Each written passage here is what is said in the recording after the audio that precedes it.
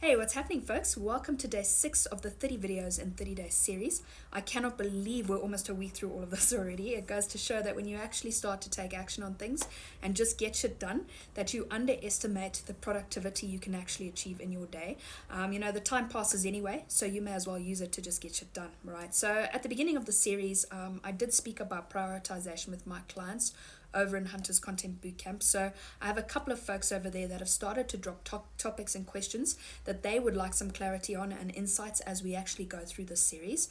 So in no particular order, I'm actually going to start tackling some of those today. So for those of you catching this for the first time over on YouTube, be sure to go ahead and subscribe to the channel if you find this at all helpful, and follow along for the rest of the series where I continue to share insights on how you can build an online business of your own while doing less of the more boring tasks that you actually loathe. Okay, have more fun and make a bucket load more dollars no matter what it is that you actually sell. So today's topic, we're actually going to dive into content clarity for audience growth and offers. It's actually a really good topic, as it's one thing to be creating consistent content on the daily, right? But it's quite another when it actually has a goal in place with what you're hoping the content will achieve. So you can be creating random content every single day and get high engagement and get really good metrics on it. But if it doesn't have a goal in place to help with your sales process, then all it is just consistent content, right? So all of this is going to depend on the season you're in with your business, as the content you create during a promotional phase in your biz will be presented a little bit differently to when you're actually building goodwill. No matter if you're batch creating your content or more an on-the-fly type of creator like myself, you always want to have like 3 to 5 goals in place for what you want your content to actually do. That way you can create it with clarity, specificity, and relevancy, right? And you can also start to optimize your hooks and call to actions in such a way that they support the overall plan. So for example, a couple of goals you could have in place is perhaps you want to grow your group by X amount of members in the next Y amount of weeks, right? Maybe you want to gain X amount of followers on your TikTok profile.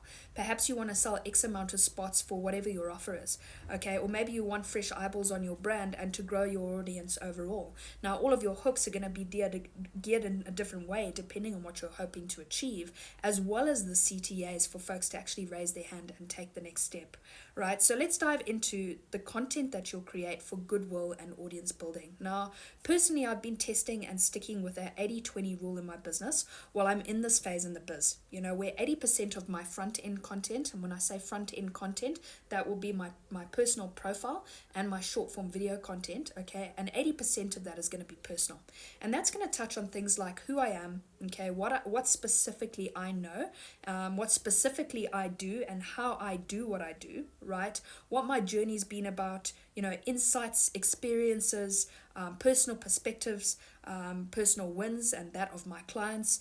You can dive into things, like your lifestyle and what it is that you actually do outside of your business because of your business, right? And anything to do with your personal experience online. And there are always going to be a wide range of folks who are seeing your brand at different phases on their journey. Some are going to be absolutely brand new and seeing you for the very first time, all the way to seasoned marketers or seasoned business owners that have been in the space for a little while, right? So you want to be feeding content into your marketing plan that feeds those different eyeballs, okay? Ultimately, when you're building a personal brand, folks need to get to know specifically who you are long before any type of business exchange actually happens. It's a really relational type business. And so if you're talking about business related topics all the time, you aren't forming any type of intimacy or depth with your audience, and you're not really providing them with a unique experience. Now, the other 20% of the content flow in this phase is going to be more business related.